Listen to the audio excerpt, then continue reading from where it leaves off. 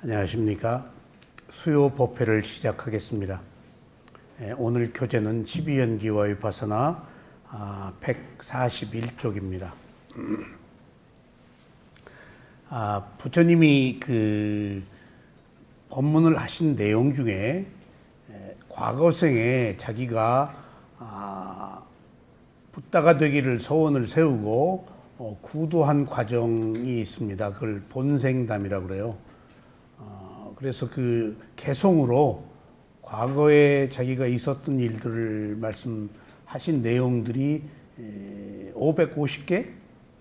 550개가 됩니다. 근데 거기에 아라한들이 다 그 설명을 합니다. 그리고 부처님도 과거생에 있었던 일들을 기록으로 다 밝혀요. 그런데 여기서 한 가지 중요한 사실은 과거에 지금 이 시대의 고타마 붓다죠. 이 시대의 고타마 붓다가 과거의 고타마 붓다와는 전혀 다릅니다. 근데 원인과 결과가 상속되었을 뿐이에요. 그러니까 고타마 붓다의 전생은 아니에요. 전생이라는 게 없어요. 전생이 없는 이유는 무아이기 때문이에요. 그럼 과거는 뭐예요? 전생이 아니고 과거의 원인이 현생으로 온 거예요. 내가 죽어서 미래로 가는데 내가 간 게 아니고 현재 내가 살고 있는 원인이 미래의 결과로 간 거예요. 그러니까 이게 그 본생담 자타카라고 하는 본생담을 오해할 소지가 많아요. 쭉 그 수천 수만의 삶이 붓다하고는 무관해요. 근데 우리는 같다라고 보는 이유가 원인이 넘겨왔기 때문에 전혀 다르다고도 할 수가 없다. 그러면은 또 과거로부터 왔기 때문에 같은 거냐? 같다고도 할 수 없다. 가 부처님의 가르침이에요. 이게 조금 모호하죠? 전생의 내가 아니다. 또 미래로 가는 게 내가 아니다. 그런데 또 다른 측면에서는 내가 아니라고 할 수도 없다. 라는 것이 업사상입니다. 원인과 결과예요. 원인이 옮겨왔다. 근데 그 원인 속에 나는 없다는 겁니다. 내가 옮겨온 게 아니다. 라는 것이 12연기의 핵심적 교리예요. 그러니까 지금 내가 과거의 생으로부터 왔다. 그럼 틀려요. 그럼 오지 않았다. 그것도 틀려요. 뭔가가 왔다고요. 그러니까 정보가 왔잖아요. 업의 과보가 왔잖아요. 뭔가 영향을 주었다고요. 그러니까 지금 자식이 어머니 뱃속에서 태어나는데 각자 다른 업의 다른 생명이 10개월이라는 조건 속에서 어머니 뱃속에서 잉태하고 있을 때 전혀 달라요. 하는데도 모양이 같고 약간의 성격도 같고 비슷한 부분들이 또 있어요. 전혀 무관하다고는 못 보는 거예요. 영향을 주고받았지. 그러면 나냐 같냐 같은 것도 아니에요. 서로 영향을 주고받았죠. 그것을 업이라고 그래요. 인과 응보라고 그러고. 그래서 그러면은 과거생에 내가 현생으로 온 게 나도 아니고 또 나도 아니라고 할 수 없는데 그럼 무엇냐라고 할 때 원인과 결과다. 이게 업이에요. 원인이 업이고 과보가 결과예요. 옮겨놓은 거예요. 그럼 근데 이걸 쉽게 더 얘기를 하면은 지금 마음이 있잖아요. 지금 제 마음이 조금 이후의 마음은 지금 다른 마음이에요. 지금 몸이 있고 조금 이후의 몸은 다른 몸이에요. 변해요. 똑같지 않아요. 계속 변해요. 현미경을 보면 꿈틀거리잖아요. 똑같지 않아요. 세포도 변하고 있는 거예요. 항상 한다, 고정되어 있다 라고 놓고 볼 때 변하지 않는 것이지만 그것 자체는 계속 꿈틀거리고 변한다고요. 같지 않아요. 성장하고 늙어가잖아요. 그리고 기억했다가 또 잊어버리고 같은 마음이 아니다고요. 그런데 그것을 우리 스승은 미얀마에서 제가 공부할 때 마음에는 종자가 있다. 종자, 씨앗. 종자가 있는데 마음이 일어났다 사라지는데 종자는 일어났다 사라지는데 다음 마음에 넘겨준다, 종자가. 그러니까 여러 가지 보세요. 계란도, 알도 여러 가지 알이 있죠. 여러 가지 알. 닭알, 뭐날, 그 알일 땐 몰라도 깨어나면 다 다르잖아요. 다 다르잖아요. 겉보기에는 몰라요. 그래서 그것을 쉽게 이해하려면 마음의 종자다, 그렇게 이해하시면 돼요. 저는 또 과거에 다른 사회 운동을 할 때 이제 저랑 같이 함께 참여하신 불란서에서 공부하신 이양희 박사라고 계신데, 그분은 정보라고 그러더라고요. 정보. 인포메이션이라고 그러더라고요. 인포메이션이 옮겨간다. 그러니까 우리가 말하면 DNA가 옮겨가는 거예요. 그러니까 근거는 있어요. 근거가 없으면은 밑도 끝도 없는 거예요. 근거는 있는데 그 근거에 나라고 할 만한 것이 아니기 때문에 순간순간에 정보가 옮겨간다. 마음에 있는 종자가 옮겨간다. 라고 보면 되겠어요. 12연기가. 그러니까 과거생에 고타마 시달타가 수많은 생애를 살아오면서 붓다가 되기를 서원을 세운 사람을 뭐라고 그러는 거야? 보디사트바, 보디사타, 빨리어로 그래요. 이게 뭔 말인가? 보살이란 말이에요. 보살. 보살은 붓다가 되기를 서원을 세운 자예요. 바람일 공덕을 쌓는 사람이에요. 깨달음을 얻어서 윤회가 끝나면 붓다가 못 되니까 선정수행은 해도 위파사나 수행은 안 하세요. 무수한 생활 공덕을 쌓아요. 그 결과로 붓다로 태어나는 거예요. 25번째 붓자로. 근데 붓다가 태어난 조건이 나라, 시기, 그 다음에 부모, 마을, 이런 조건들이 있어요. 그러니까 붓다가 무상고무와의 법을 가지고 오는데 그걸 알아들을 수 있는 시기에, 그리고 인간의 수명이 무상고무화를 받아들일 수 있는 수명의 상태에, 이게 인간 수명이 30세 때도 있어요. 10만 세, 몇만 세 때도 있어요. 지구가 생겼다 없어지고 그럽니다. 지금 수명은 몇 살이죠? 120살이에요. 부처는 자기 수명의 3분의 2를 사신다고 그러셨어요. 그게 부처님 업의 수명이에요. 그러니까 태어날 때 죽고 싶어도 못 죽어요. 업의 수명이 있어요. 부처는 업의 수명이 80살까지예요. 그러니까 누진통이 있고 오신통이 있고 모든 것을 자기 마음대로 하실 수 있는 붓다가 더 살 수 있으세요. 더 살 수 있다고 하셨어요. 그러니까 특별한 능력이 있기 때문에. 근데 업의 수명이 80살까지예요. 업의 수명이 태어날 때 그 업이 원인과 결과예요. 정보예요. 그러면 그때까지 살도록 지금 그 조건이 허락돼 있어, 수명이. 그때가 넘어가면은 업의 수명이 끝나면은 세 가지가 끝난다고 그랬죠. 두 번째가 뭐가 끝날까요? 마음이 끝나요. 업의 수명에 의해서 더 살고 싶은 생각이 없어져요. 자살한 사람도 더 살고 싶은 생각이 없어져요. 그러니까 저도 엊그제 저희 집에 가려면은 좌회전을 받아야 되는데 이제 컴컴한 길에 근데 그 좌회전 신호가 켜지기 전에 차들이 삼거리인데 쌩쌩쌩 달려오는데 차들이 안 와요. 차들이. 그러면 좌회전을 하고 싶은 유혹을 받아요. 그런데 이 자동차라는 것이 내 생각의 수준의 속도를 뛰어넘는 거라서 휙 달려온다고요. 휙 달려와요. 내가 주의를 게을리하는 동안에. 그리고 저거만 보다가 이쪽에서 휙 하면 이쪽에서 또 올 수도 있어요. 그런데 한밤중에 컴컴해도 신호를 바꾸고 가야지 위험하지 않죠. 늘 위험을 느껴요, 제가. 근데 어느 순간에 제가 갈까? 하는 생각이 싹 났어요. 그러다가 가면 안 되지 하고 딱 그때 느낀 것이 내가 딱 갈까 마음 먹다가 가면 안 되지 하고 출발을 안 했는데 저쪽에서 차가 쏜살같이 달려오더라고요. 아마 정면은 아니더라도 꽁지는 부딪혔을지 모르겠어요.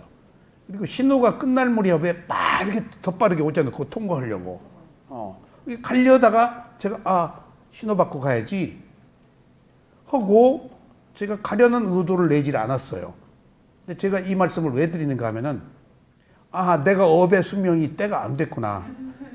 내가 업의 수명이 돼서 죽도록 돼 있으면 가자 해버렸을 거예요. 그럼 사고다요.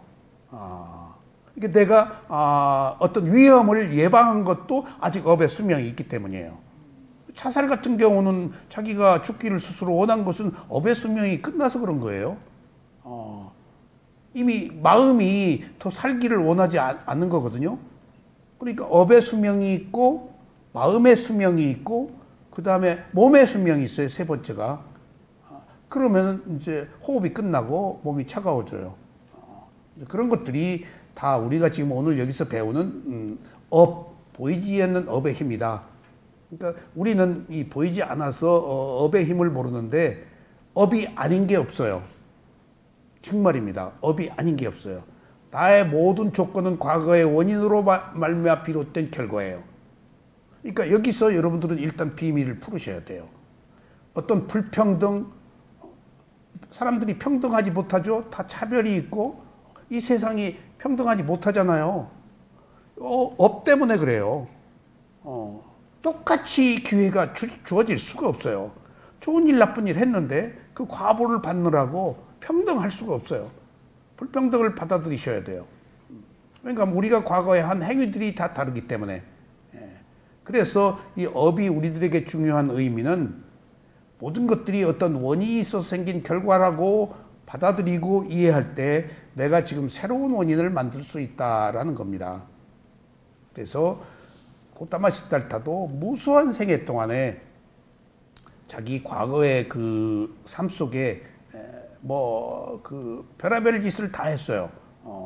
근데 그 중에 하나가 지금 왕으로 태어났을 때, 근데 왕으로 태어났는데 붓다가 이제 왕이 과거 생에 이제 보살이죠. 그러니까 붓다가 되기 전에는 보살이라고 합니다. 깨달음을 탁 얻고 나서는 붓다라고 그래요. 아는 자, 깨달은 자. 그 전까지는 보살께서는 그래요. 그리고 이제 대성불교에서 붓다가 되기를 서원을 세운 보살을 관세음보살, 문수보살이라고 만들어가지고 힌두교들 끌어들이려고 그렇게 새로 만드는 거예요. 그러니까 그 원래 붓다가 되기를 서원을 세운 뜻으로 지금 말하지 않죠. 대성에서는. 원래 빨리어의 뜻 보살이란 말은 붓다가 되기를 서원을 세운 자는 안 잊어버려요. 계속 짐승으로 태어나고 지옥에 떨어지고 어디 아귀로 태어나고 다 태어났어요. 안 가본 데가 없이 다 태어났어요. 그리고 마지막에 도솔천에서 붓다로 태어나는 조건을 기다려요. 어머니도 기다리고 때도 기다리고 그리고 사람들이 무상고마를 알아들 수 있는 시대에 태어나고 그 다음에 30수명에는 무상고마를 알 수 없기 때문에 안 태어나요. 수명도 관계가 있어요. 도시도 선택해요. 그리고 나라도 선택하는데 붓다가 너무나 훌륭한 바라밀공덕을 쌓아서 붓다가 되었죠. 그러면은 공덕발이 있는 거 아니에요. 그러면은 하층 계급으로 태어날 수가 없어요. 최고의 가문에 태어나요. 그 공덕 때문에. 이 업의 과보예요. 그래서 그 역대 25분의 부처를 보니까 브라흐마, 성직자 계급 아니면 크샤트리아, 왕 계급에서 꼭 그 붓다가 두 계급에서 태어났더라고요. 그러니까 그렇게 태어나는데 또 더 중요한 사실은 인도의 그 강대국이 몇 개 되는데 석가족은 작은 소국이에요. 강대국의 왕으로 태어나면 아자타사투다, 꼬살라다 이런 왕은 붓다가 될 수가 없어요. 거대한 왕국의 왕이 붓다가 될 수가 없어요. 소국이니까 가능했던 거예요. 소국의 왕자니까. 대국의 왕자는 불가능해요. 그렇게 조건 지어져 있어요. 그렇게 교육을 받아야 되고 그리고 허용이 안 돼요. 허용이 안 돼요. 그리고 대국의 왕자가 붓다가 됐다 맞아 죽어요. 대국은 늘 전쟁을 일으켜서 무수한 사람을 죽였잖아요. 소국에 만만하고 그렇게 적대적인 사람이 없으니까 왕자가 되어도 석가족이 그렇게 친화력이 있었대요. 싫어하는 그 16개 그 소국 국가 중에 5개를 제외하고는 4개 제외하고는 다 소국이에요. 그러니까 가령 코살라국의 왕자가 이제 나와서 구두를 한다. 너무나 전쟁을 많이 해서 사람을 죽이기 때문에 가만히 안 두죠. 근데 석가족은 그러니까 그런 모든 조건들이 나는 우연히 된 줄 알았더니 부처가 될 수 있는 어떤 조건, 이게 석가족에 태어난 것조차도 붓다가 될 수 있도록 조건 지어진 거예요. 그렇게 다 선택을 해요, 부모를. 나라도, 마을도. 그리고 붓다를 낳은 어머니는 일주일 내에 죽어야 돼요. 그 자궁을 이용할 수가 없어요. 그리고 천사에 가서 태어나세요. 그 공덕으로. 그러니까 매우 그 훌륭한 분들의 이제 자식으로 태어나죠. 그래서 교육을 다 받고, 희노애락을 다 걸치고, 아마 3,000국녀까지는 안 되어도 보통 그 대국이 500명의 왕비들이 있으니까, 소국 같으면 몇백 명의 왕비들, 그리고 뭐 왕자도 얼마든지 시녀들과 즐길 수 있겠죠. 그러면 다 향락 즐겼어요. 다. 전쟁 공부도 하고, 우파니샤드 베다 공부 다 하고, 그리고 나서 이제 구도일로 끝난 거예요. 그러니까 이미 알만한 거 다 알고 떠났기 때문에 그렇게 뛰어난 사상이 나올 수 있었던 거예요. 전혀 세상을 경험하지 않고 그렇게 그 훌륭한 그 법문이나 훌륭한 가르침이 나올 수가 없어요. 경험을 해야 돼요. 반드시 또 붓다는 아들을 낳아야 돼요. 반드시 25붓자는 반드시 결혼의 조건이에요, 이게. 결혼 안 하면 붓다가 못 돼요. 성적 문제에 대해서 경험을 해야 돼요. 인간의 본능이기 때문에. 그리고 반드시 아들을 낳아요. 아들을. 그런 그 공통점들이 있어요. 어쨌거나 그 전생에 붓다가 이제 왕이 되었을 때 이제 죽기 전에 이제 고통 속에 있는데 그 왕비가 지난 시간에 말씀드렸죠. 왕이시여, 나를 버리고 가십니까? 이 국민들을 버리고 가십니까? 라고 얘기해요. 당신의 왕국의 백성과 나를 측은하게 여겨 절대로 돌아가셔서는 안 됩니다. 그러자 왕이 왕비에게 나에게 더 이상 욕망을 일으킬 만한 말을 하지 마십시오. 내가 당신과 백성을 측은하게 여겨서 욕망과 함께 죽는다면 욕망을 원인으로 마음에 집착이 생기고 집착을 원인으로 선하지 못한 불선업을 짓게 됩니다. 미련이 남아있단 말이에요. 왕권에 대해서, 재산에 대해서. 그리고 자기가 죽인 사람들 막 후회도 나고 그럴 거 아니에요. 그러면은 내가 그렇게 안 좋은 마음으로 죽으면은 나쁜 곳에 태어날 게 분명하다. 근데 어찌 나를 고이 보내려고 하지 않고 못 가게 하느냐. 나 지금 수행해서 선정 수행을 이제 이때 닦았죠. 그래서 왕은 왕비에게 또 이렇게 말했습니다. 왕비시여, 부디 나에게 욕망을 일으키게 하는 말을 하지 말고 욕망을 제거하는 말을 해 주십시오.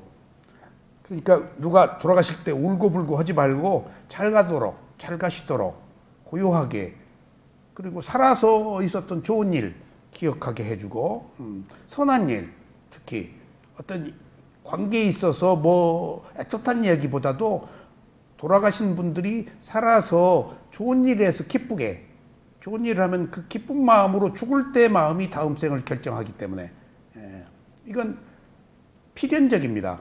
죽을 때 3가지 그 상이 뜨는데, 첫 번째는 자기가 일생 동안 한 행위가 떠요. 누굴 도와주었다,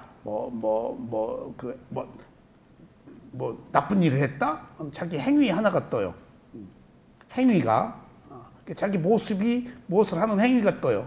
두 번째는 자기가 한 일 중에 상징적인 표상이 떠요. 가령 칼이 보인다, 뭐가 뭐 불이 보인다, 뭐가 낚싯바늘이 보인다, 뭐가 보인다, 뭐 하면은 지옥으로 가는 거예요. 칼이 보인다, 도살하는 사람들. 그러니까 그 좋은 일 하면은 좋은 일에 대한 상징적 이미지 상이 딱 뜰 거 아니에요. 그러니까 그러면 그 세계로 가도록 돼 있어요. 이미 예정돼 있어 그렇게 죽기 전에 죽을 때 마음이. 그다음에 세 번째는 갈 곳의 표상이 또 보여요. 뭐가 보인다, 뭐 불이 보인다 하면 지옥이죠. 뭐가 뭐 아주 평화로운 것이 보인다, 뭐 향기롭다, 뭐 그러면 천상일 것이고, 뭐 인간에 대한 상징적인 어떤 표상이 뜨면 인간으로 태어날 것이고, 반드시 세 개의 하나의 행위와 두 개의 표상이 뜨도록 예정되어 있어. 반드시 세 개 중에 하나로 가요. 절대 그냥 가지 않아요.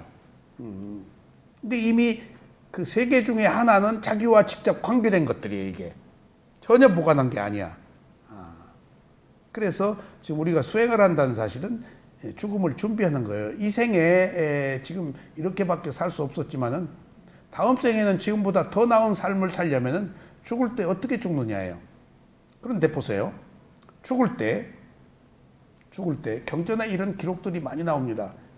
좋은 스승을 만나거나 좋은 현재를 만나거나 좋은 지인을 만나서 아주 고이 평화롭게 자기가 좋은 일을 한 기억을 하고 죽었다고 봅시다. 악한 일을 많이 했어요. 근데 어떻게 회개를 했다? 자, 하자고요. 악업과 선업은 절대 섞이지를 않아요. 악업은 과보는 반드시 있어요. 설령 좋은데 갔다고 하더라도 거기 얼마 못 살아요. 가령 인간으로 태어나서 좋은 지위를 받았어. 얼마 못 가요.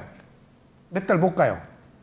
올라가고 그냥 돌팔매 맞고 내려오거나 올라갔다 와서 감옥에 가거나 어떤 최고의 지위에 올라간 것은 그만한 공덕이 있어서 갔겠죠. 근데 뒤끝이 안 좋은 것은 악업의 과보가 온 거예요.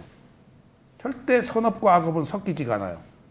그러니까 여러분들이 좋은 일과 나쁜 일들이 섞여 있는 것은 과거에 좋은 일이 있었다는 것은 좋은 과보가 온 거예요. 근데 과거에 나쁜 일도 했으면 악업의 과보가 또 와요. 끊임없이 이게 교차해요. 끊임없이. 근데 악업의 과보가 많은 사람들은 선업보다 악업이 계속 되죠.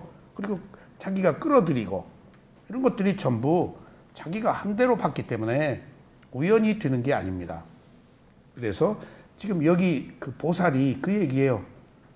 당신이 나를 붙잡으면 내가 이 나라에 대해서 왕의 권력, 감각적 욕망, 호의호식한 거 이런 것들에 미련을 가지면 내가 이 미련 때문에 나쁜 곳으로 가는데 악처로 가는데 왜 나를 고이 보내지 않냐. 그러니까 이제 왕비가 왕이시여 이 왕국과 저를 생각하는 마음을 갖지 마십시오. 수행을 하시면서 죽음을 맞이해서 부디 좋은 곳으로 가십시오 하고 왕은 사두로 착하도다라고 왕비의 얘기에 답변하고 천상으로 가서 태어났어요. 이게 지금 이제 고타마 시달타 얘기예요. 이처럼 우리는 연기가 회전하고 있고 우리가 태어나서 죽어가지고 다시 태어나는 과정들이 존재하는 세계가 31개다. 존재하는 세계가. 그러니까 부처님이 이미 다 밝혔어요. 근데 지금 우리는 그런 세계를 볼 수가 없죠. 차원이 달라요. 차원이. 천상에선 볼 수 있는 힘이 있었는데 여기선 못 봐요. 근데 부처님이나 신통한 힘을 가진 사람들은 소통을 해요. 차원이 달라요. 차원이 다르기 때문에 시간이 다르고 수명이 다르고 그다음에 그 기능이 달라요. 천상에 가면은 우리처럼 먹고 똥 싸고 하질 않으니까 그런 그 감각적 욕망이 없는 곳이니까 우리보다 약한 곳이니까 먹질 않으니까 이렇게 뭐 배설을 안 하니까 그러니까 그 몸의 오장육부의 기능이 달라져 버려요. 무색계는 또 몸이 있으나마나 한 상태가 돼버리고 그러니까 그 각기 다른 차원의 세계들이 있다. 근데 우리는 힘이 없어서 볼지를 모르죠. 근데 부처님은 다 보시고 31개의 존재의 세계를 얘기하신 거예요, 지금. 저게 전부 31개의 존재의 세계예요. 어떻게 거짓말로 얘기했겠어요? 다 거기 수명이, 거기 어떤 현상이, 거기에 뭐가 다 자세하게 설명을 했어요. 그러니까 저기 한번 들어가면 나오기가 힘들어요. 그 수명이. 예. 그러니까 저기 어떤 욕계 천상에 갔다가 잠깐 인간으로 태어나서 60살 살고 잠깐 갔다 왔는데 그런 얘기가 있어요. 좌중에 어디 갔다 왔냐? 아니 어저께 보이더니 그저께 보이더니 어제 안 보이고 어떻게 오늘 어디 갔다 왔냐 그러니까 나 인간으로 태어나서 60평생 살다 왔다고 그런 얘기가 있어요. 그렇게 시간이 달라요. 그러니까 그 60평생이 저기 2박 정도 돼요. 시간이 그 시차로 이렇게 따니까. 그러니까 그렇게 그 다른 차원의 세계들이 있다. 실제 우리가 죽어도 죽는 게 아니다. 또 태어나니까. 죽어서 위대한 죽음은 붓다 아라한들밖에 죽을 수 없어요. 아라한들이 죽으면 안 태어나니까. 우린 죽을 수가 없어요. 다시 태어나요. 헌대로 또 태어난다고요. 그러니까 우리가 죽음을 두려워하는 것은 어디에서 무엇으로 태어날지 모르니까 두려워하는 거예요, 지금. 그래서 이제 그 전생에 그 붓다가 현생의 붓다하고는 무관하지만은 이런 그 마음가짐, 마음에 있는 종자들이 계속 전해져서 이제 그 선한 공덕으로 붓다가 된 거예요. 그러니까 전혀 아니라고도 할 수 없는데 같다고도 할 수도 없어요. 왜냐하면 무아니까. 같다 그러면 무아가 들어가잖아요. 항상 하는 견에 상견이 들어가고. 불교 철학의 어려움입니다, 이게.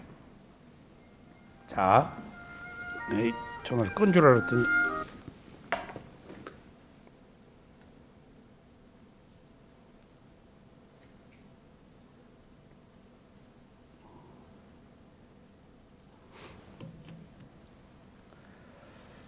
자, 이렇게 오늘 한 가지 여기서 주목할 것은 죽음에 대해서 우리가 막연하게 두려워할 게 아니고 부처님의 가르침에 의하면은 한 대로 받으니까 죽음을 두려워하지 말고 현재 내가 무엇을 하느냐를 두려워해야 돼요.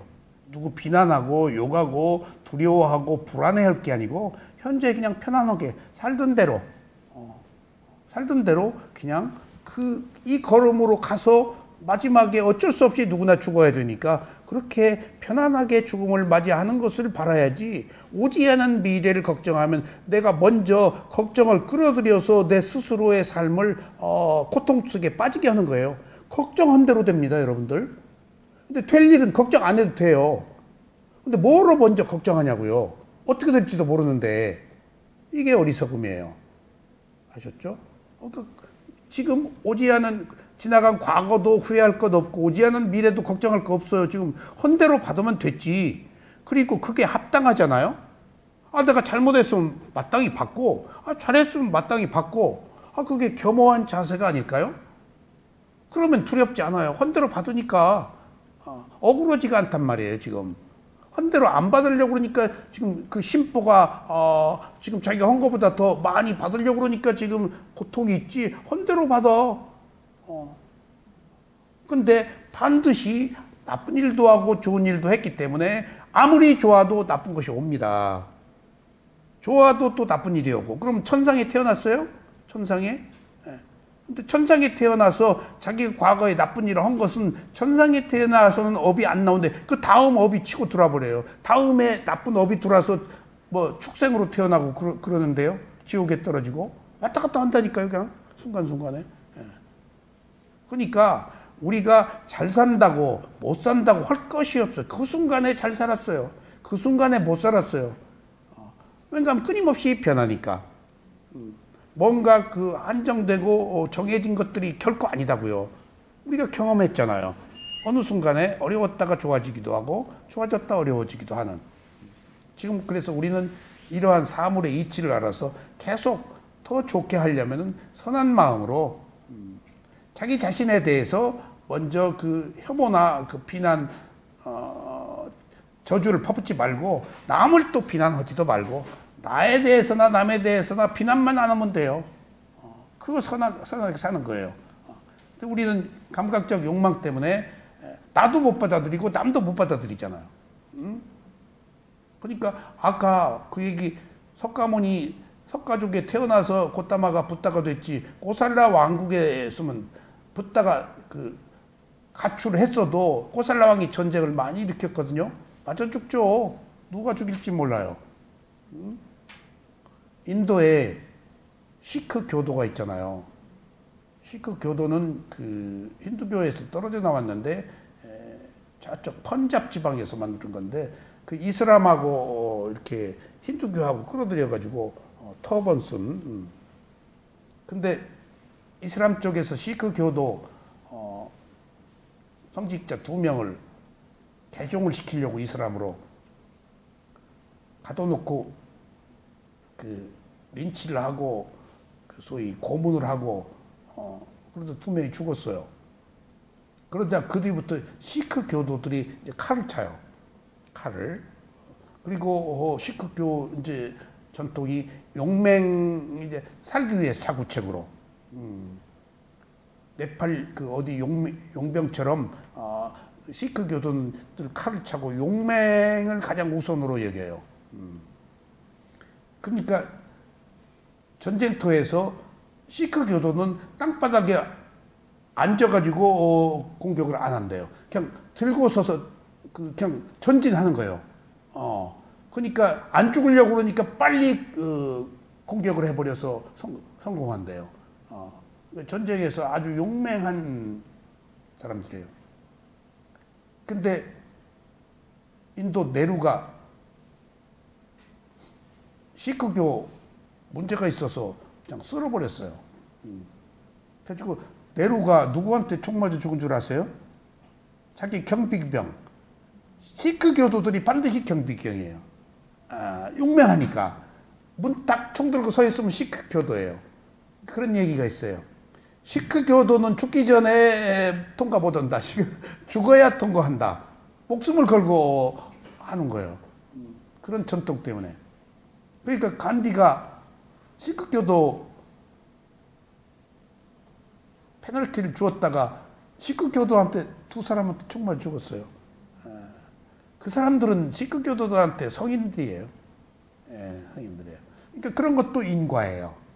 과보야. 다 보이지 않게 어떤 영향들이 있어요. 정말. 그런 것처럼 업의 과보를 보니까 이제 한 인간으로 태어났을 때 엄마 뱃속에 서로 업으로 끌어당겼죠. 뱃속에서 죽거나 태어나서 죽거나 다 관계가 있어요. 업으로. 그러니까 엄마 뱃속에서 죽잖아요. 얼마 못 가고 태어나서 바로 죽고 그리고 또 얼마 못 살고 죽고 그 다음에 자기 그 명대로 살고 사고 나서 죽고 이게 전부 보이지 않는 어떤 업의 과보의 힘이지. 근데 우리는 그걸 잘 모른다고요. 잘 몰라요. 전부 제 명대로 살다가 죽는 거예요. 지금 그게 업의 과보예요. 사는 방법, 수명, 어떤 지능, 용모, 부귀 뭐 이런 그 전부 업의 과보예요. 이게 어디서 오냐고요. 우연히 오는 거냐고요. 그러니까 지금 우리가 이런 부처님의 가르침을 생각한다면 선하고 좋은 일 하는 것밖에 없겠구나 하는 생각이 지금 듭니다. 그래서 오늘 여기서 말씀드리는 것은 우리가 지금 인간계만 알고 있는데 옛날에는 영성이 발달되고 지금 물질 문명보다는 정신 문명이 그 개발된 시대였기 때문에 이런 그 깨달음이나 선한 일에 대한 그 우리들의 그 의도가 많이 일어났는데 이제 물질이 우선하는 시대가 됐단 말이에요. 그러니까 정신이 지금 개발되질 않아요. 그래서 이런 그 고급한 정신 세계가 갈수록 사람들에게 머릿속에서 지금 인식되기가 어려워요. 지금 이렇게 부처님이 31개의 존재가 있다고 그랬는데 이걸 누가 믿냐고요. 욕계천상이 있고 색계, 부색계가 있다. 지금 천상이 한두 개가 아니다니까요. 욕계천상만 해도 인간 위에 있는 게 6개예요. 저기 굉장히 화려해요. 저기 너무나 집이 아름답고 사람들이 향기 나는 옷을 입고 그 다음에 몸에 향기 나고 뭐 저기는 온갖 그 화려함의 극이에요. 욕계천상이니까. 근데 위에 색계 부색계는 선정수행을 닦은 곳이라서 거기는 근검 한 세계이긴 하지만은 이렇게 천상이라는 것이 보통 뭐 여러 가지 형태의 종류의 천상들이 굉장히 많다니까요. 그리고 불교도만 천상회가 천만해요. 불교도는 주로 도솔천에 간대요. 그러니까 뭐 이슬람교도 가는 그 에너지들이 있을 거고, 농부들 선한 사람이 가는 에너지 있을 거고, 뭐 다른 또 유교다 다 끼리끼리 이렇게 모인대요. 끼리끼리. 근데 저기서는 화생이기 때문에 태어날 때 큰 고통을 겪지 않아서 과거를 보는 힘이 있대요. 저기는. 근데 우리는 자궁에 태어나서 너무 힘들어 가지고 과거를 보는 힘이 없어졌대요. 자궁 속에서 그 고통 속에서 엄마가 화내면 꼼짝없이 당해야 되고, 그래서 개 중에 이제 뭐 무슨 크게 보는 힘이 있다라는 경우는 특별한 업이고, 하여튼 대체로 인간들은 난생 태생이기 때문에 10개월간 있는 동안에 그런 정신적 기능이 상당히 그 약화되어서 태어난다 그래요. 이런 것들이 다 부처님의 가르침으로 밝혀져 있습니다. 그래서 오늘 다시 한번 우리가 생각할 것은 태어나고 죽는 것들이 내 뜻대로 되는 게 아니고 업대로 간다. 그 다음에 죽어서 끝이 아니고 또 자기가 한 대로 간다. 죽음을 두려워할 거 없다. 그냥 이 걸음으로 살면서 가자고요. 두려워하면 안 좋아요. 그러니까 내 마음이 두려워하는 순간 쪼여 있잖아요. 그럼 쪼여 있는 상태의 것들을 내가 끌어들이고 있대, 파장으로. 그럼 자기가 먹은 마음대로 가는데 내가 두려우면 두려움의 세계로 가겠지? 고통을 겪으면 고통의 세계로 가겠지? 걱정을 내가 사서 하는 거예요, 지금. 그러지 말자는 게 지금 수행이에요. 그러니까 일생 동안에 죽을 때 어떤 마음이 올지는 모릅니다. 지금 너무나 많은 여러 가지 것들을 했는데 그 중에 많이 먹은 마음이 하나가 오지 않겠어요? 그 가능성이 지금 얘기하는 거예요. 먹은 마음 중에 하나가 올 거 아니에요. 그런데 보세요. 아까 얘기했지. 좋은 사람의 도움으로 좋게 태어났어.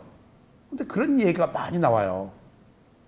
그러면은 좋은 곳에 태어났어도 악업의 과보를 받아서 사악하고 나쁜 짓 하고, 좋은 곳에 태어나서 좋은 가문에 태어났어도 다음 업의 과보가 나타나서 장애가 된다거나 뭐 탈선을 한다거나 한다는 거예요, 지금. 결국은 받을 거 받는다는 거예요.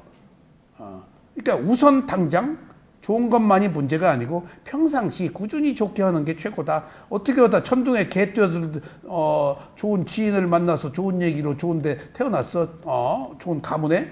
근데 이미 과거에 자기가 한 잘못이 있다 그러면 그것이 그 속에서 그 업이 치고 들어온다는 거예요. 못 비킨다는 거예요. 그래서 선업과 악업은 섞이지 않는다는 게 특징이 있어요. 그래야 마땅하지 않겠어요? 섞이지가 않아요, 절대. 그래서 나한테 고통도 있고 즐거움도 있다고요. 자, 그래서 우리가 사는 게 간단하게 볼 일이 아니고 이런 이치로 본다면은 현재 우리들의 삶을 선하게 먹는 것보다 더 좋은 게 없다. 이건 부귀영화를 떠난 거예요. 그게 최고의 부귀영화예요. 선하게 마음 먹는 것. 돈 많고 지위 있고 명예 얻을수록 더 불안하고 고통스러워요. 그렇지 않고 가진 것에 감사하고 또 오늘 하루를 잘 보낼 수 있고 또 숨쉬고 살 수 있고 하는 것에 감사하면 언제 어디서나 그 사람은 스스로 행복을 찾는 사람입니다.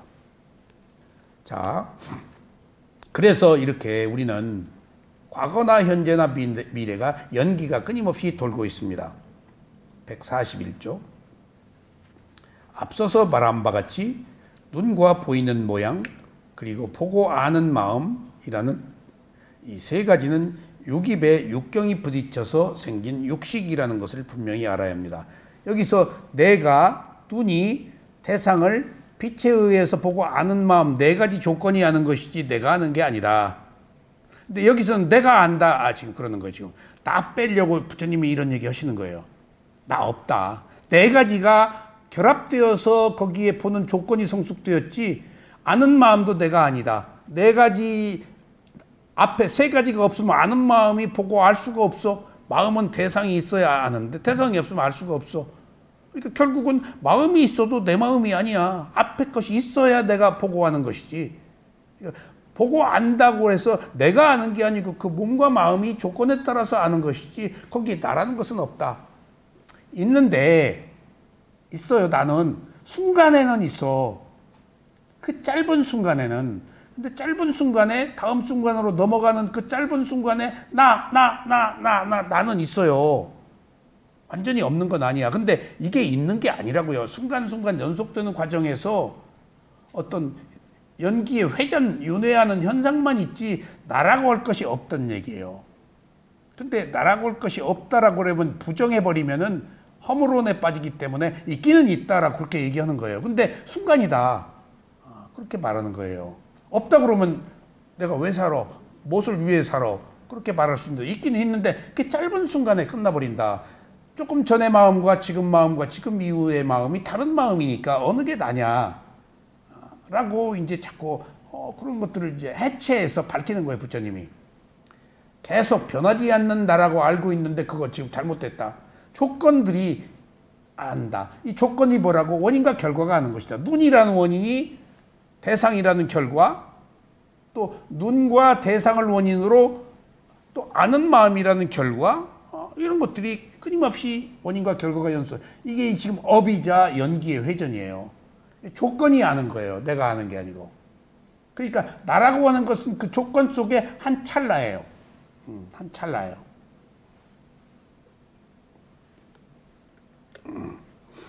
바로 이러한 과정에서 생기는 육식, 이 생기는 것이 12연기의 시작입니다. 그러니까 이게 지금 업이다, 12연기다, 윤회다, 무상이다, 뭐 하는 것들이 다 지금 하나로 엉켜서 돌아가고 있는 거예요, 지금.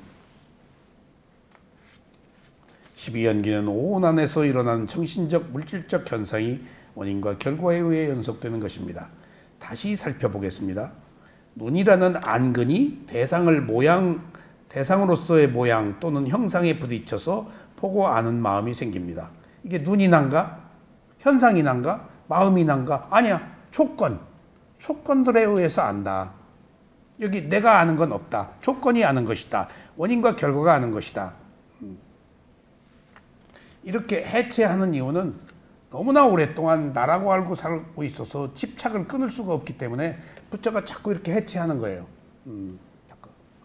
부처는 불교는 마음을 분석하는 종교예요. 마음을 분석하는 과학이에요. 거기 나라고 할 것이 없다. 심리학입니다. 불교는 마음에 관한 것을.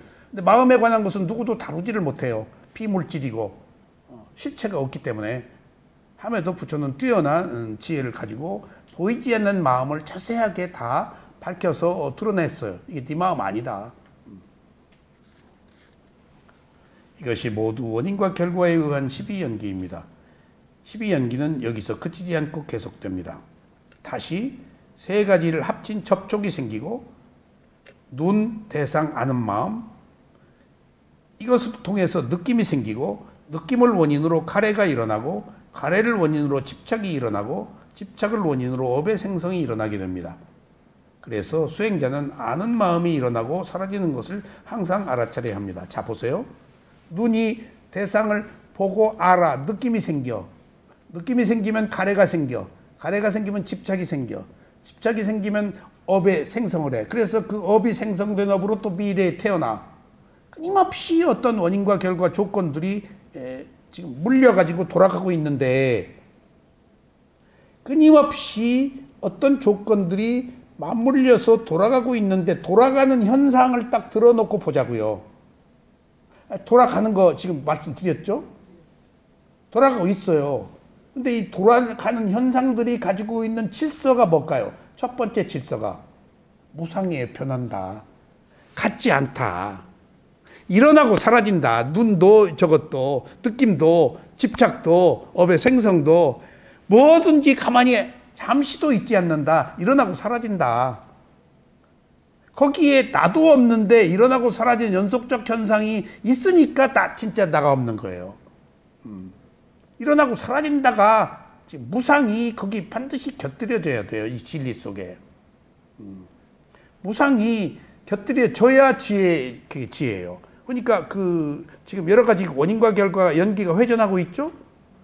이런 낱낱의 어떤 조건들이 연기가 회전하고 있는 것들을 법으로 드러내면 무슨 법이냐고요. 법으로 보자면은 무상의 법이다고요. 그게. 그게 괴로움의 법이고 그게 무아의 법이라는 거예요. 괴로움의 법이고 무아의 법이에요. 자, 보세요. 그럼 또 괴로움이, 무상주의 괴로움이 탁 나왔네? 괴로움이. 지난 시간에 말씀드렸죠. 괴로움은 두 가지가 있다. 한 가지는 범부의 괴로움과 성자, 깨달은 자의 괴로움이 있다. 우리는 괴로워요, 지금. 우리는 괴로워. 괴로움의 무게가 산처럼, 바위처럼 커요. 늘 끌어안고 살아요. 자기가 만들어요, 괴로움을. 우리들에게는 감각적 욕망을 집착하고 있기 때문에. 그러니까 우리는 괴로워 죽어요, 안 죽어요? 괴로워 죽겠어요, 범부는. 에? 왜 괴로워 죽죠? 욕망 때문에, 거기에 나가 있기 때문에. 왜 괴로워? 내가 더 많이 즐거우려고 그랬는데 즐겁지 못해서 괴로운 거예요, 지금. 더 많이 얻으려고 그랬는데 괴로운 거예요, 지금. 더 많이 건강하게 살고 싶은데 살지 못해서 괴로운 거예요, 지금. 모든 현상들은 무상에서 일어나고 사라지는데, 그러니까 지금 우리들의 범부의 괴로움은 현상계의 이치인 괴로움을 안 받아들여서 괴로운 거예요, 지금. 무상해. 일어났다 사라져버려. 내 거 아니야. 근데 내 거라고 생각하고 무상하다고 생각 안 하고 움켜쥐려고 그러고 또 나 보내지 않으려고 그러고 변화를 안 받아들이니까 괴로운 거예요, 지금. 그러니까 시쳇말로 내가 괴로움을 만들어서 지금 키워서 지금 확대해서 지금 끌어안고 있는 거예요. 이게 범부의 괴로움이에요. 그러면 이제 아라한이나 그 도가를 성취한 깨달은 자의 괴로움은 뭘까? 깨달은 자의 괴로움은 하찮고 실체가 없는 거예요. 괴로움이 있긴 있어요. 변화 속에서. 근데 있기는 있어도 생로병사니까. 태어나서 늙어서 죽어야 되니까. 이건 못 피하잖아요. 죽는 괴로움은 있지. 근데 지금 성자들은 죽을 때 뭐 태어났으니까 죽어야지. 죽을 때 되면 죽겠지. 라고 그걸 가볍게 받아들인다고요. 사물의 이치로. 현상계의 질서로 받아들인다고요. 한쪽은 질서를 무시하기 때문에 괴로움이 커진 거고, 한쪽은 사물의 이치 질서를 받아들이니까 괴로움이 있어도 불가피한 거야. 근데 여기선 불가피하지가 않아. 이쪽은 불가피하지 않은 것과 이건 불가피한 거야. 이쪽에도 불가피한 건데 내가 못 받아들여서 불가피하지 않은 걸로 만들어요, 괴로움을. 근데 여기서는 원래 불가피한 거야.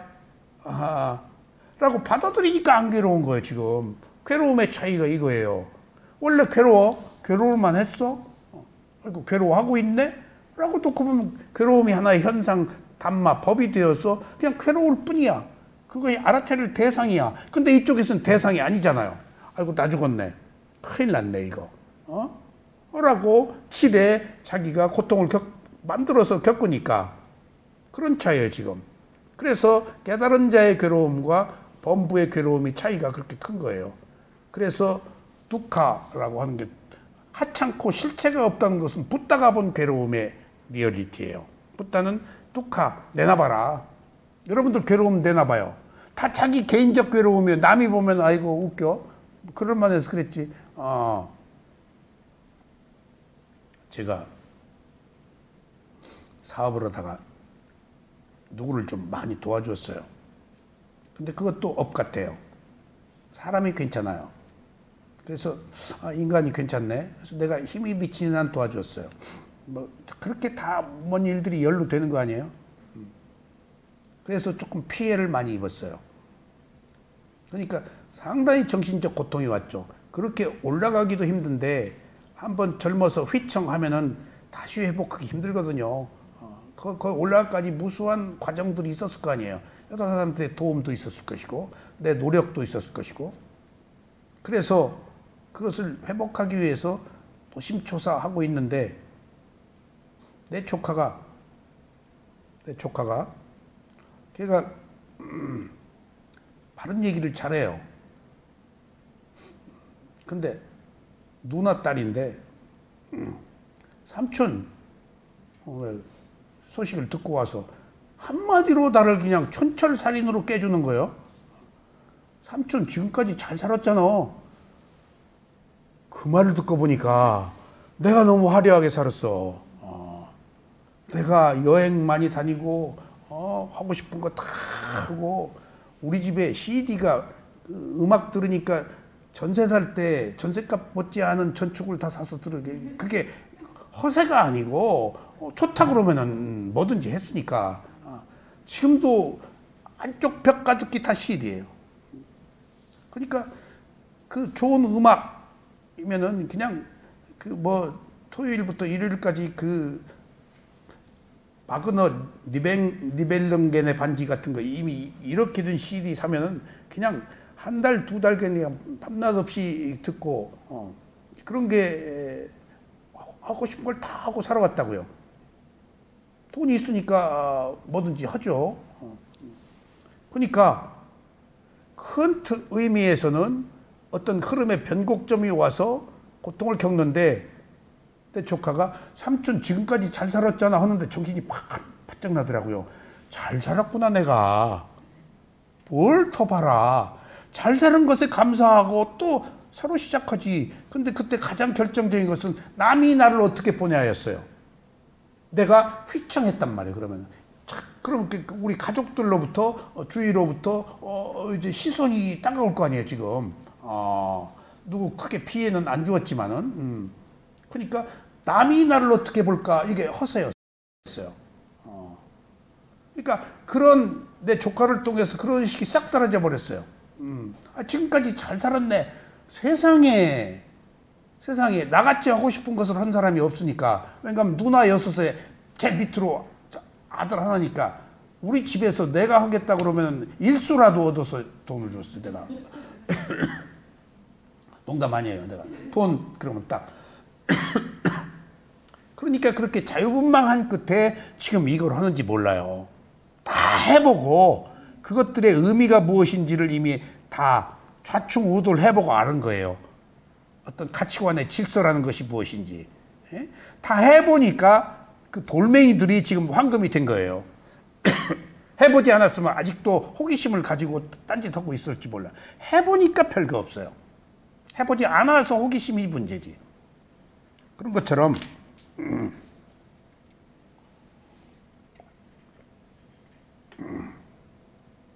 우리들이 12연기가 끊임없이 어떤 그 여러 가지 현상들이 일어나고 변하는 과정에서 그것이 드러나고 있는 단마법은 항상 무상이다라고 보시라고요.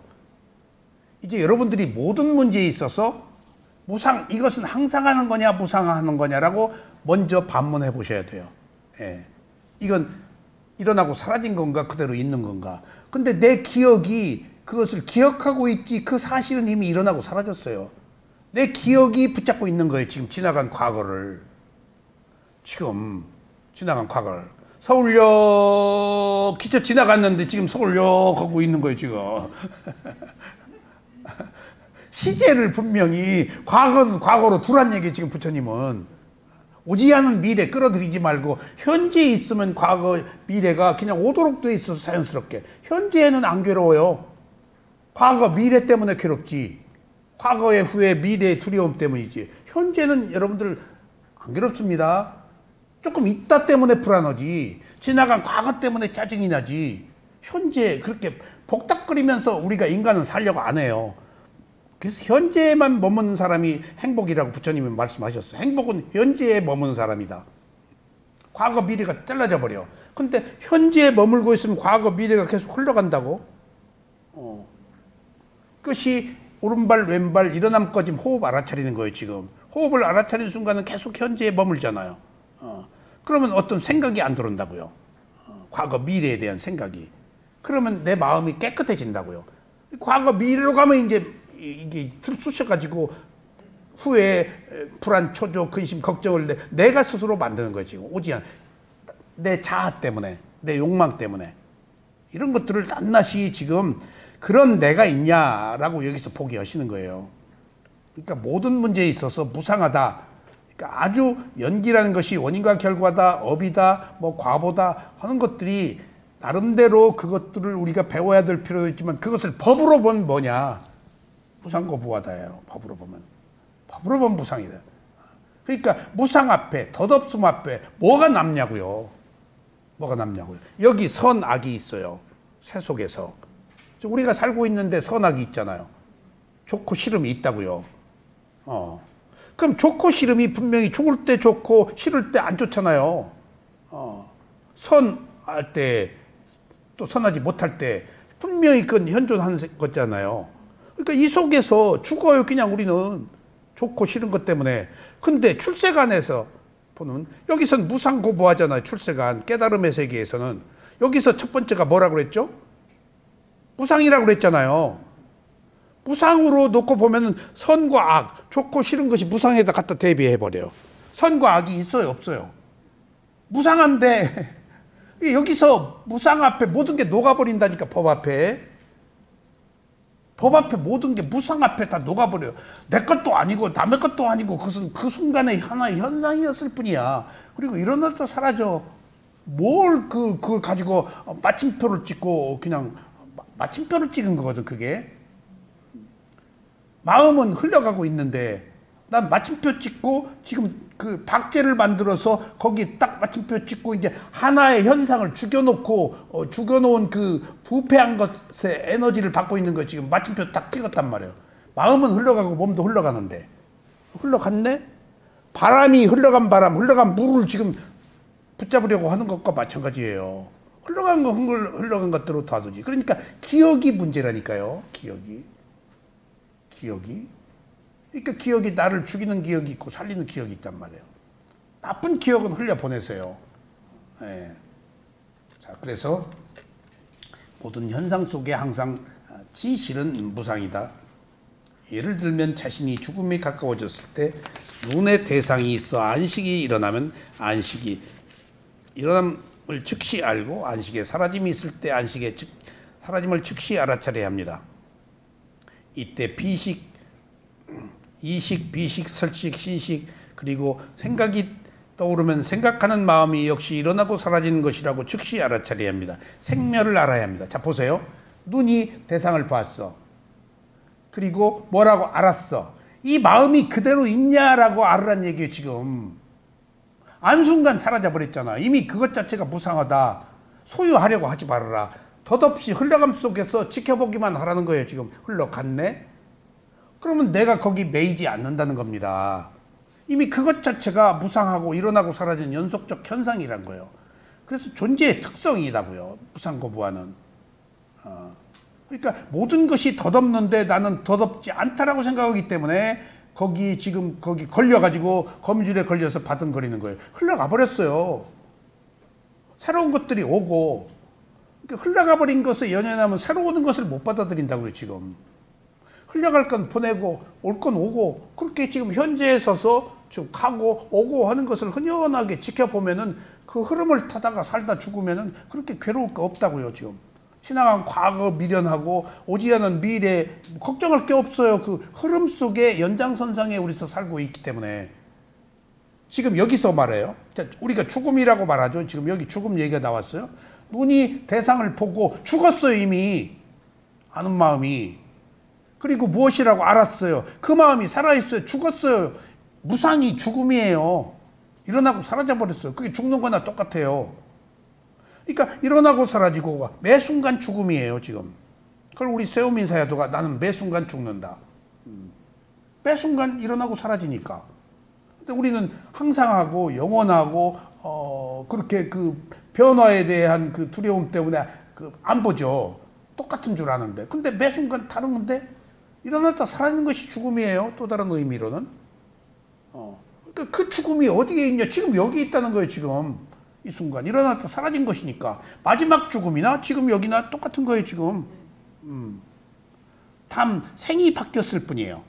어디 가서 무슨 생으로. 근데 거기 가서 또 똑같은 생이 반복돼요. 그런 차이예요. 한 번의 그 일생 동안의 한 변화. 근데 일생 동안의 변화가 현재 여기에 계속되고 있다고요. 여기에 계속되는 것이 일생에 한 번 탁 바뀌어서 환경과 생명이 바뀌는 것이지 여기 전혀 없던 게 일생에 탁 바뀌고 반전되고 그러질 않아요. 있던 것들이 탁 한번 탁 교차해서 또 다음 생으로 연결돼서 갈 뿐이에요. 그러니까 저도 이런 그 가르침이나 부처님의 가르침을 듣고 죽음이 전에 비해서 없다 그러면 내가 아라한이 아니니까 죽음에 대한 두려움이 없어요. 죽으면 죽지.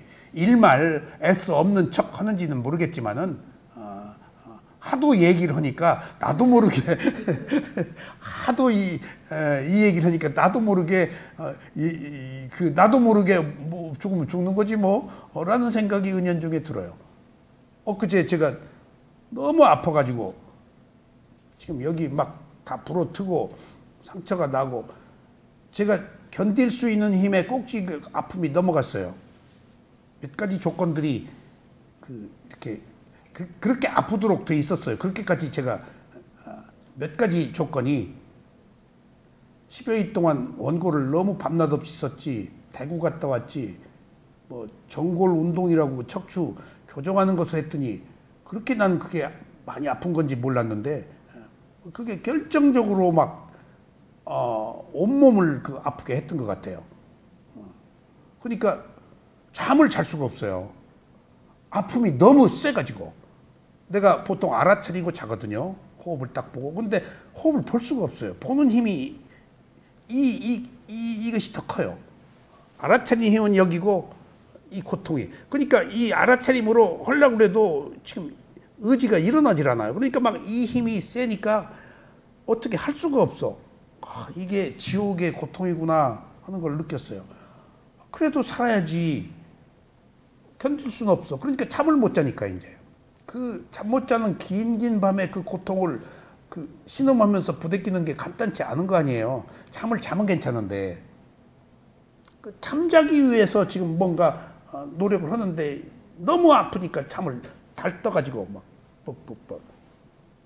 그래가지고 탁 일어났는데 휘청하더라고요. 그래서 딱 책상 의자를 탁 짚고 딱 서서 정확하게 현재의 상태를 알아차렸어요. 그러니까 알아차리는 힘이 약해서 이 힘에 지금 눌려서 지냈죠. 그러니까 탁 여기 서서 정확하게 그냥 정확하게 현재의 마음을 딱 봤어요. 마음 본 수행을 제가 하니까 딱 현재의 마음을 딱 봤어요. 그리고 딱 그냥 겨냥을 했어요.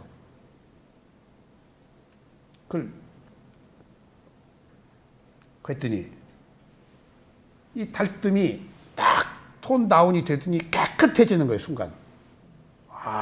이 알아차린 힘이 이렇게 중요한 거구나. 시쳇말로 무슨 암 종양 생긴 사람이 무슨 기독교 간증하다가 뭐 암덩어리가 없어졌다, 뭐 별의별 얘기가 다 그런 유사한 그 기적들이 다 있는데 이게 가능한 이야기구나. 한순간에 그냥 싹 전도돼 버리더라고요. 조용히 잤어요, 그래서. 그것을 자면서도 확실하게 알아차렸다. 이 알아차림을 뭐라고 표현하지? 또 확실하게 알아차렸어, 한번. 그러니까 촥 이렇게 그 알아차림이 평상시에 조금 이렇게 배양돼 있었기 때문인지 확 그냥 이걸 눌러버리더라고요. 그러니까 깨끗이 통증이 사라졌어요. 그 뒤에 간헐적인 통증은 왔겠지만은 하여튼 잠을 잤으니까 그러면 된 거 아니야. 잠만 자면 되거든. 잠만 자면 인체가 다 적응하도록 돼 있잖아요. 그런 것처럼 우리가 두려움이 큰 문제인데 지금 우리가 보고 있고 듣고 있고 생각하는 것이 모두 일어나고 사라지는 죽음과 연관되어 있다라고 생각하시라고요. 똑같은 게 하나도 없다. 일어나고 사라지는 것이 고라고 할 수 있으면 괴로움의 진리에 대해서 이해가 생기고 일어나고 사라져. 그러니까 괴로움이야. 일어나고 사라졌으니까 나는 자아가 있어서 무엇을 움켜쥐고 싶어서 그 변화를 내가 못 받아들여. 저기 시베리아의 호수 옆에 사는 몽고족 DNA를 해보니까 70%가 한국 사람하고 같다고 그러네. 그 사람들이 아리랑 스리랑 언어를 써서 이제 학자들이 아리랑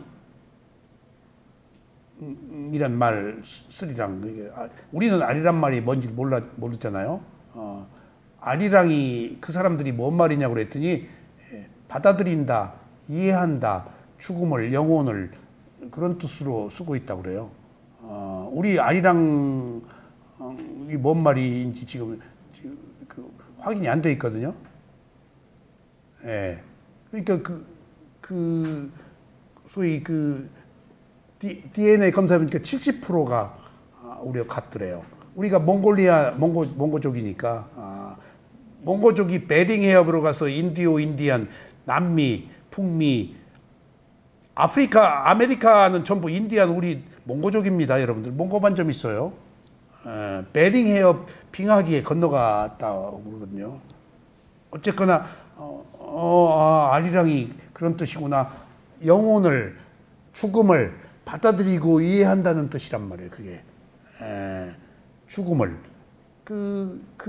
옛날에 가장 두려운 게 죽음이었겠지. 죽음 이후에 어디로 가는지를 모르니까. 그러니까 아리랑이 그런 뜻이었던 것 같아요. 어쨌거나 일어나고 사라지는 것이 고라고 할 수 있으면 괴로움의 진리에 대한 이해가 생기고, 이렇게 괴로움에 대한 이해가 생김으로써 집착에서 벗어나는 지혜가 생깁니다. 이러한 지혜가 열반으로 인도합니다. 그러니까 그냥 열반에 가는 게 아니고 괴로움을 받아들여서 괴로울만 해 라고 수용하면은 내 마음이 평화로워서 끌탕을 안 하니까 이제 열반에 들어가고 좋은 과보를 받는다, 그 얘기예요. 내가 내 마음을 끌탕을 하는 게 문제예요. 지금 항상 남이 내 마음을 사악하게 못해요. 남이 내 마음을 청정하게도 못해요. 내가 내 마음을 사악하게 할 수 있고 내가 내 마음을 청정하게 할 수 있어요. 내가 내 마음을 불행하게 만들 수 있고 내가 내 마음을 행복하게 할 수 있어요. 누구도 못한다는 게 부처님 가르침이에요. 내가 너의 행복 못 준다. 어떻게 주어요, 행복을?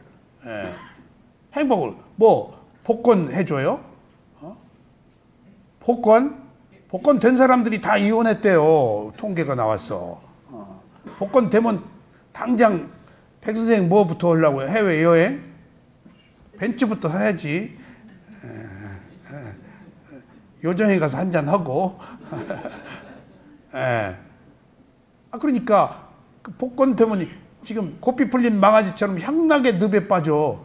그게 지금 그게 행복이 아니다는 거예요. 지금 우리가 바라는 게. 지금 주어진 거 열심히 하고 감사하게 여기는 게 행복이지, 행복의 그 가치관을 그런 데 두지 마세요. 지금 내가 주어진 거 감사하게 하는 것이 행복이에요. 괴롭지 않은 게 행복이에요. 괴롭지 않은 것이 지금 두려움, 근심 걱정 안 하는 게 지금 안 괴로운 거거든요. 괴로움이 감각적 욕망 엄청난 거, 그거 쾌락입니다. 행복 아니고. 쾌락을 행복으로 잘못 알고 있어요. 행복은 그저 고요한 거예요. 받아들여서 있는지 없는지 모르는 거예요. 그러니까 지금 우리가 고요하게 살고 있는 것, 오늘 하루를 살고 있는 것에 감사한 것이 행복이에요, 지금. 그러므로 일어나는 것은 반드시 사라진다는 것을 분명하게 알도록 앞에서 인도하는 것이 팔정도의 정견입니다. 이렇게 팔정도 가운데에서 해에 해당하는 정견과 정사유를 가진 상태로 죽을 수 있다면 이 생에서 도과를 얻을 수도 있습니다. 부처님께서 만일 이렇게 알아차리는데도 도과를 얻지 못하고 죽었다면 그는 알아차리면서 죽었던 원인으로 반드시 다음 생에 이 생보다 더 좋은 생을 받을 수 있으며 다음 생에 열반에 들 수 있다고 말씀하셨습니다. 그러나 아라한의 도과를 얻기 전에는 계속 생을 받게 됩니다. 접촉이 일어났음을 알아차리지 못하면 이 접촉을 원인으로 느낌이 일어납니다. 그러니까 접촉했네 라고 못 알아차리니까 바로 좋다 싫다 느낌이 온다는 거예요. 좋다 싫다 느낌이 왔는데도 못 알아차리니까 좋아 죽겠네, 싫어 죽겠네 한다는 거죠. 어디에서고 알아차리라는 거예요. 그랬네라고. 지금 내가 불안해하네, 괴로워하네, 근심 걱정하고 있네라고 알아차리라는 거예요. 어쩔 수 없어요.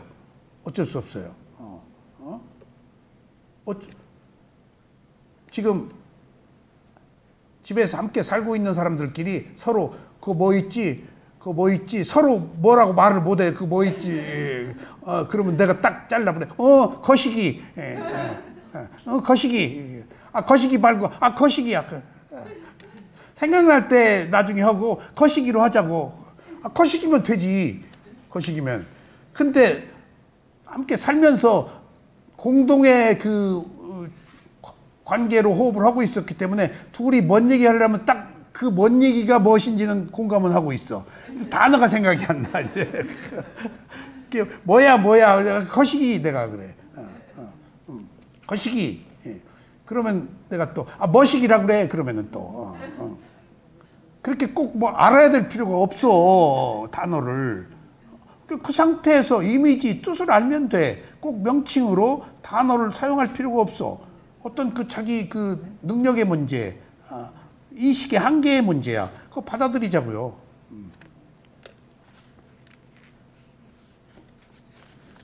죽음을 임박해서 느낌이 많아집니다. 대부분 고통스럽다고 이제 지금 이게 왕이 죽을 때 부인이 왕비가 왕이시여 왜 나를 버리십니까? 이제 하는데 왕이 그러지 말라고 그랬잖아 지금. 이제 그러지 말라고 한 거에 대한 이해를 돕기 위해서 그러는 거예요. 그러지 말아야 되는 이유. 죽음에 임박해서 느낌이 많아집니다. 대부분 고통스러운 느낌일 것입니다.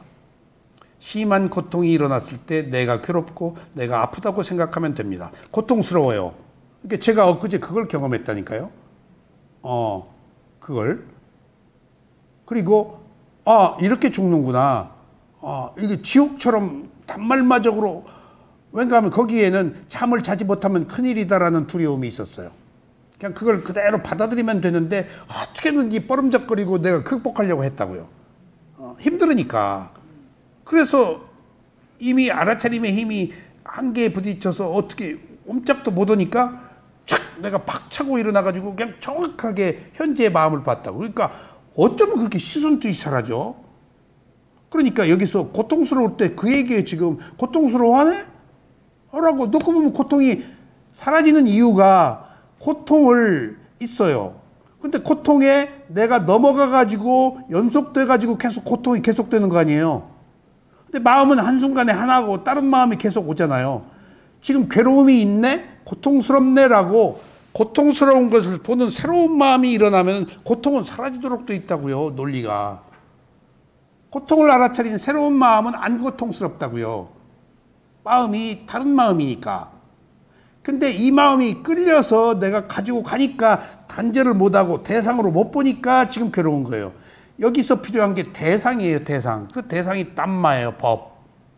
부처님이 담마, 법이라고 한 것은 대상이에요. 대상으로 삼아라. 괴로움이 있어요. 괴로워 죽겠네 할 때는 대상으로 삼지 않은 거예요.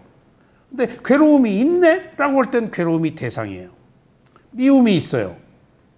미워 죽겠네. 저거 지금 죽지도 않고 왜 그러면 이제 그 분노 일어나고 괴로움이 일어나지? 근데 지금 내가 미워하고 있네? 라고 하면 그 미움이 대상 법이 된다고요. 이게 법이에요. 법으로 만든다라는 것은 대상으로 만들어서 분리한다. 나와 다르게. 분리해야 내가 살지요. 나는 분리를 못하고 있다고요, 지금. 위파사나가 분리해요. 계속 나하고 분리해야 돼. 내 근심, 걱정으로부터 분리해야 돼요. 새로운 마음으로. 계속 분리해야 돼요. 계속 법으로 삼아야 돼요. 그러니까 지금 보세요. 가장 대표적인 경우가 나를 보니까 추악한 사람이야. 그러면 내가 나를 보아서 추악한 사람이라고 본 것은 지혜가 나서 봤잖아요. 근데 추악한 것을 본 것은 지혜가 났는데 추악하다라고 보는 순간 나는 죽어야 돼. 나는 더러운 인간이야 라고 막 자책을 한다고요. 지혜가 났는데 그게 왜 지혜가 났는데 나라고 생각해 버리냐고요. 그냥 그건 그 순간에 상태에서 내가 추악했다고 더러웠다고 보았을 뿐이야. 근데 그것을 철푸덕 나라고 해버리는 것은 지금 우리들이 아직 완전한 지혜가 나지 않았기 때문이에요. 거기서 또 봐야 돼요. 또 굉장히 중요한 얘기예요. 우리가 자책해요. 나는 더러운 인간이야? 라고 막 그 자기 비하해요. 근데 내가 더러운 인간이라고 본 것은 지혜가 나서 본 거예요. 선한 마음이 있어서 보지 악한 마음은 자기가 더럽다고 못 봐요. 선한 마음이 있어서 내가 더럽다고 봤단 말이에요. 근데 왜 그 선한 마음이 났는데 거기 또 악한 마음으로 나는 더러운 놈이야라고 내가 왜 괴로워하냐고요. 근데 우리는 자아가 강해서 집착이 강해서 늘 나라고 생각하고 살아왔기 때문에 지혜가 났음에도 내가 아님에도 불구하고 내가 더러운 사람이라고 해버렸잖아요. 그럼 여기서 뭘 할 거냐? 내가 지금 더러운 사람이라고 생각하고 했네라고 그걸 또 보라는 얘기예요. 지금 계속 보라는 거예요. 지금 알아차림을. 마침표를 찍지 말라는 얘기예요. 지금 괴로워하고 있으면 괴로워 죽겠네 라고 지금 내가 괴로워 죽겠다고 하고 있네 라고 그걸 또 보라는 거예요. 지금 또 봐야 빠져나오지. 안 빠져나오려고 그래요. 우리 지금 그 힘이 없어요. 스스로 가서 아이고 그냥 스스로 괴로움을 만든다고요. 계속 뭐든지 그랬네 라고 빠져나오는 거예요. 지금 이게 위파사나 분리예요. 이게 부처님 가르침의 핵심이에요. 부처님이 선정수행에서 위파사나를 찾아낸 것은 그렇게 빠져나와서 분리해서 놓고 봐야 그게 내가 아니라는 것을 안다. 거기 딱 붙으면 내가 돼버린다. 내가 아니라고 할 때 이제 무상고무와의 이치를 알아서 집착이 끊어지고 그때 자유롭다. 그러기 전까지는 자유를 못 얻는다. 라는 말씀이십니다. 오늘 여기까지 말씀드리겠습니다.